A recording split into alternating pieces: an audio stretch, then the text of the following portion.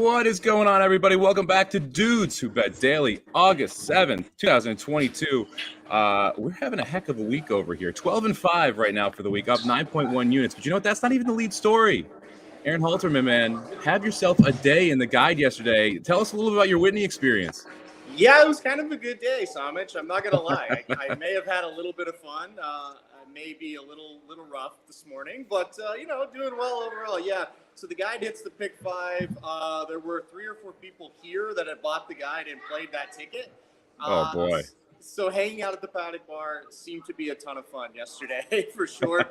Jason Hommel was the lead buyer. He definitely bought a lot of drinks for everybody, and greatly appreciate that. Met so many nice people yesterday, too, man.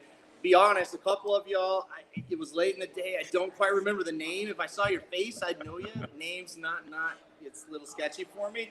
But, there's Jason. It was a great day. We had a lot of fun. We were out in the rain. It was hot, and then it rained, and then it was hot again.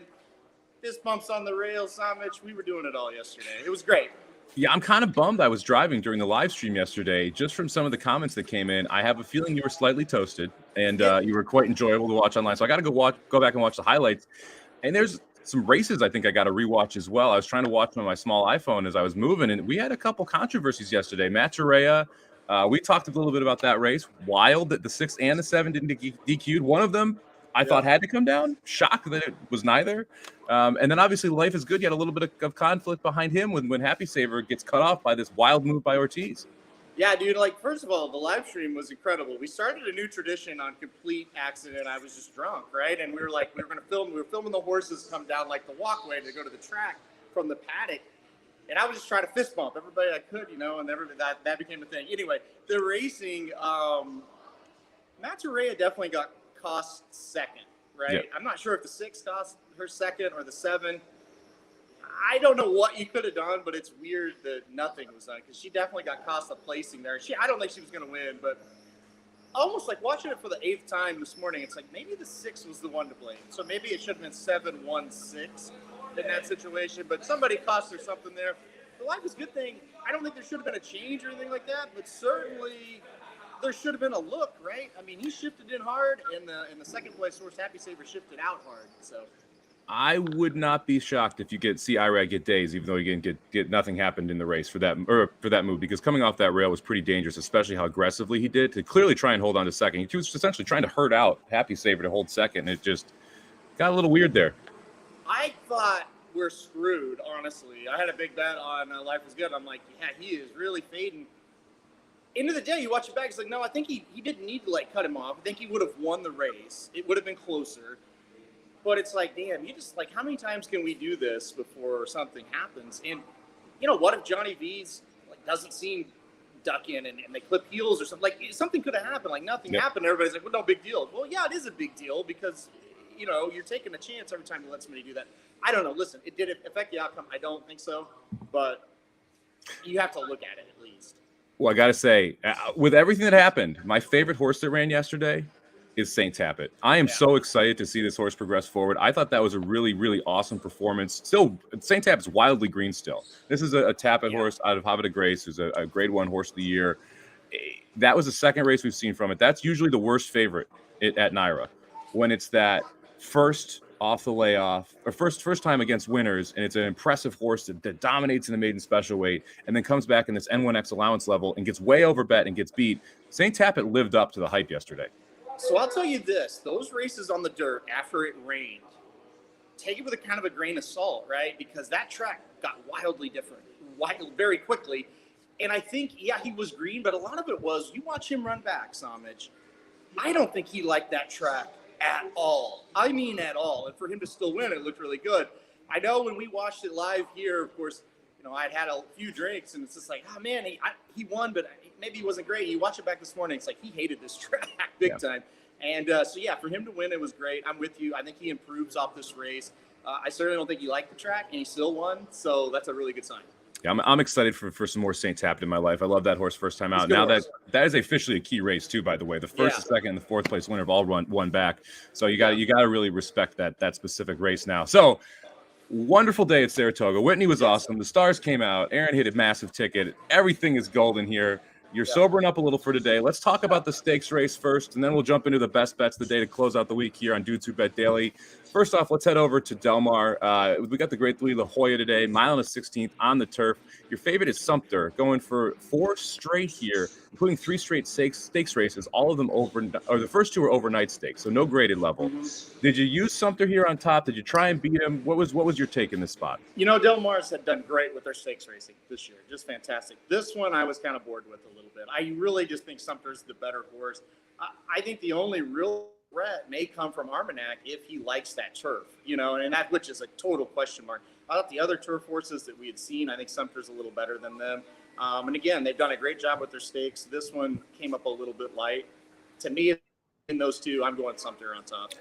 So I actually agree with you. I thought this did come up a little bit light. I'm going to try and beat Sumter today. I think Armagnac's faster, and I think that's going to cause some trouble for Sumter. I think I'm going to end up too deep, and I'm going to take a little bit of a shot with the 3 Perfect Slight here as the other one. This is going to be first time in the Peter Miller barn. Started out with Steve Asheson, moved to Rudolph Brissett, now Peter Miller. This is going to be the first time on turf. This is Uncle Mo out of a Bernardini mare. Should love the turf. Should get the right setup when the best 2 horses want to go at it a little bit early. I'm hoping the 3 can get home at a little bit of a price from off the pace. Yeah, I think the 3's got a shot as well. And you're right, you're going to need a pace setup. And again, I hate races where like the speed on the turf is the first time trying the turf, and it's like, will he be speed on the turf or not? It's a guessing game. Yeah, if he goes, there's no doubt. If he goes, we could see something, something a little crazy. You got to think Armagnac back in the Baffert barn is going to be forwardly placed. I mean, he showed so much speed early in the career. You got to think that's going to be the plan here. You certainly would assume so. Yes. Yeah. That's why they run the races. So let's head over to Saratoga. We got the Grade 3 Adirondack as the early feature on the card. It's going to be the 4th race. It's for 2-year-old fillies. This is an interesting one, going 6.5 furlongs, which I do think may matter here. That last half furlong could get a little funky for a couple of these horses. Your favorite's the 2-horse Naughty Gal. This is the other Dwayne Lucas horse that came in here. You got Saez aboard. What did you end up doing here with Naughty Gal? Was this a single for you? Is this a horse you want to try and beat? Do you really want to go short with Dwayne again here at the Spa? Nope. Did not go short with Dwayne here in the Spa. No, I think he's got a good shot. Obviously, Naughty Gal was really impressive second out at Churchill Downs, and it kind of seemed like that's the one he was the most high on. I don't know if that's the right phrase or not, but he was pretty high on this one. But, he got beat with one that looked really tough on opening day in the Schuylerville. So I'm gonna go with the Amos horse. It'll be right to the outside, number 3, Promise of Hope. Listen, Amos had a great meet at Churchill Downs with 2-year-olds, and I think it's going to continue up here. I think he's going to run a pretty good race. So I went with the number 3. I should say I went with the number 3, Promise of Hope in that one. Good pick. I like it. I think that 3 has a big chance here. There is quite a bit of speed, but the 3 looks great in the workouts as well. If you go back, I love it when a horse comes from Churchill and then bullets over the Saratoga track. To me, that's a big plus. Churchill is generally not as deep as Saratoga is, so if you're able to still run fast when you get to this track, makes a big difference. And that was actually what Dwayne Lucas was mentioning with that horse, Summer Promise, who was not able to handle that track on opening day. So we'll see what happens here stepping forward. I had a little interest in the 6-horse Demoso as well, who I think is the only stone cold closer in this field. And if they do go a little too fast early and the 6.5 starts to matter, I think the 6-horse is the one that could kind of pick up the pieces. But that more of a long shot, probably more of an underneath play for me. Yeah, I'm with you. I think it's a 2-horse race between those 2, and then we'll kind of see what happens. Now let's head over to the 7th race, Saratoga Oaks Invitational, Grade 3. Our buddy Geist Paddle has a horse in here. How freaking crazy is that, man? It's awesome. It's awesome, man. That's why I'm here today, because he's running. Or she's running, I should say. $700,000 Grade 3. Pretty phenomenal. You got 3 Chad Browns in here. We're down to a field of 5 with Walkathon scratching out. Shouldn't make too much of a difference, you'd think. Did win the Grade 3 Regret last time out. Beat McCulloch, who's going to be your morning line, who is your morning line favorite, and will most likely be your post-time favorite after winning the Belmont Oaks Invitational. What'd you do here with the 2 and the 3, especially after we saw the Euros kind of flip the script yesterday and get the job done on the male side of this race? I was not surprised by that whatsoever. I tell you what, though, give the McPeak horse a lot of credit. He didn't, he didn't give it up and just run like 10th. Like, he ran 3rd. He really dug in and ran a good race. Mm-hmm. So give him a pat on the back. He did a good job there. With this race, I'm going McCulloch on top. I've never been right about him, all year, but I've liked him every time, it seems like. And just I'm on the wrong side of him one way or the other. He should win. Like, if he repeats that Belmont Oaks, or she repeats that Belmont Oaks race, she's going to win this race, I think. You're right. I think the Appleby horse gonna run better, right? I mean, we saw the rides that day at Belmont were not great. They got better trips yesterday, those European horses. I think it's gonna be a better trip today. I had the 3-2. I'm sorry, I've got Guy Source in third with Oakhurst. Like, I think she's a nice filly. I just don't know, man. This is a tough race. They've had the horse in tough spots the last couple times, and she hasn't disappointed. But I don't know if she can actually win. Maybe get third.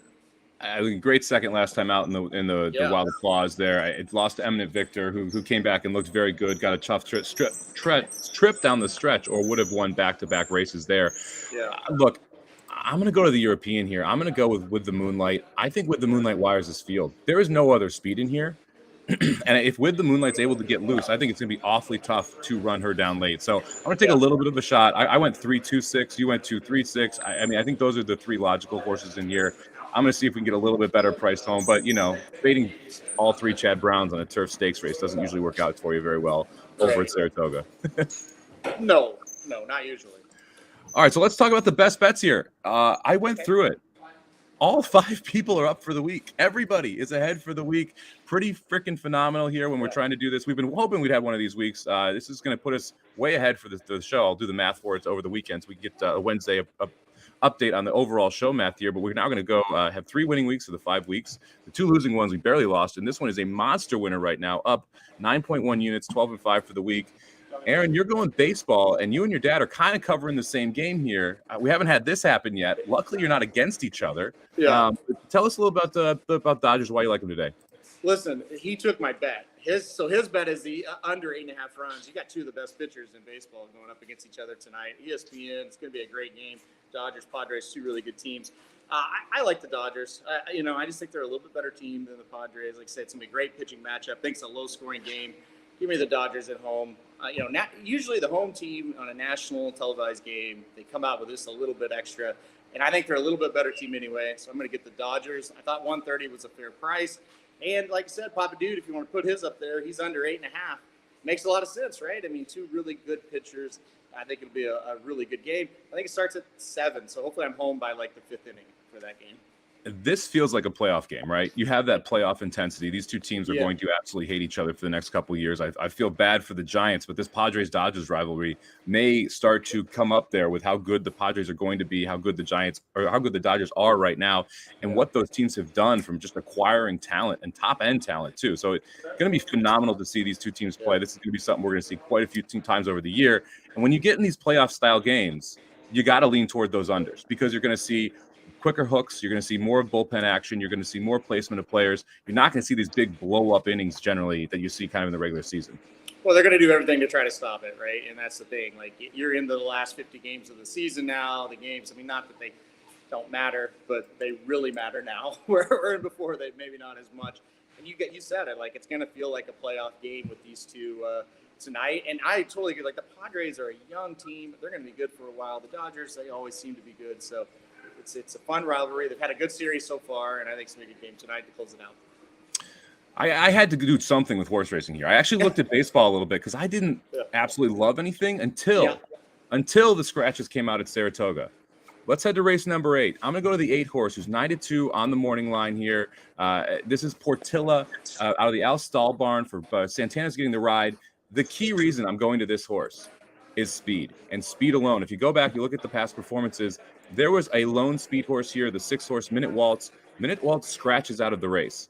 And that leaves Portilla as literally the only horse who has any interest in going toward the front here. I think the 8 clears and gets a very, very easy trip. The inside horse may try to press a little bit, but the inside horse doesn't want the lead. So what's most likely going to happen is the 8 clears and the inside horse ends up on the flank, but you're going to have a full length there. I think Portilla is going to get really comfortable up front. And for an N1X in New York, it's a pretty weak race. I totally agree. I thought Portilla had a really good shot now with the scratch of Minute Waltz. How the track plays is going to be interesting today. We had the rain, and then we've had some complaints that the rail is way too deep on the not the back stretch, but on the home stretch. Had they adjusted it? What are they doing? Because here's the deal. If you're loose on the lead and they've made it where it's not so deep on the rail, it could play like a super highway today for speed. It's possible. I'm really interested to see how the track's going to play. Like I said, it got a little funky after that rain. Obviously, we're fast here. There's no real moisture in the track. How will it play? Have they tried to adjust that rail? Because if you watch the replays from yesterday, any horse that tried to come up the inside, they stopped. Definitely go watch the third race from yesterday. The number 2 horse, the Little Magic, was the horse who was supposed to win. Started to make the rally up the inside and stopped. So let's see what they made any adjustments. If they have, I would tend to lean towards Speed's going to play really good today. And so that would be a good pick for you, Mr. Somich. I appreciate that. I would definitely watch the second and third races, and I would watch Luis Saez specifically. Yes. He does a wonderful job of finding in the morning, because he rides in the morning a lot, finding the right spots on the track to ride. Yep. And if he is on a horse and he decides to wheel 4 wide on a speed horse, you know the rail is dead. That is one of the best giveaways with Naira, because Saez is very good at that. If you watch, I was talking to somebody who actually, I can't remember his name. Sorry, guy.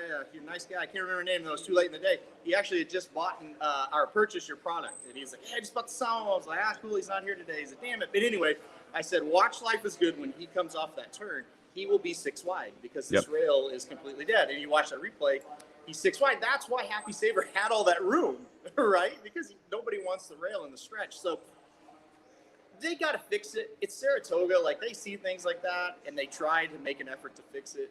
We'll see what they've done. It's been very apparent the last 3 or 4 days that's not the place to be. And like you said, we're going to know because the jockeys will know. They've been out there in the morning. So anyway.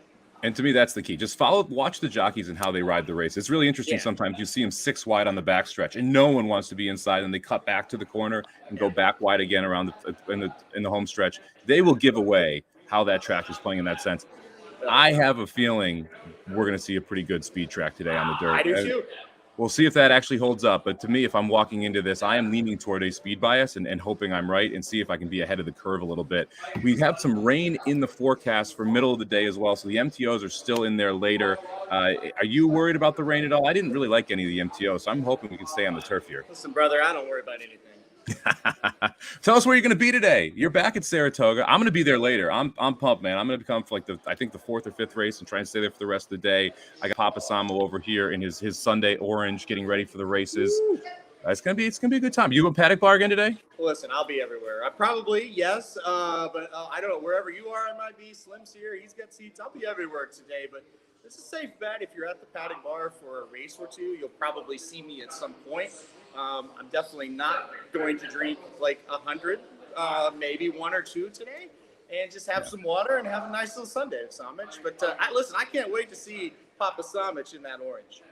I'm telling you, man, the best bet of the year is you over 2.5 drinks today. There is 0 chance that you will have 1 or 2 today, like literally 0 chance. If you're anywhere near, I've never seen you by the paddock bar remember the last race of the day.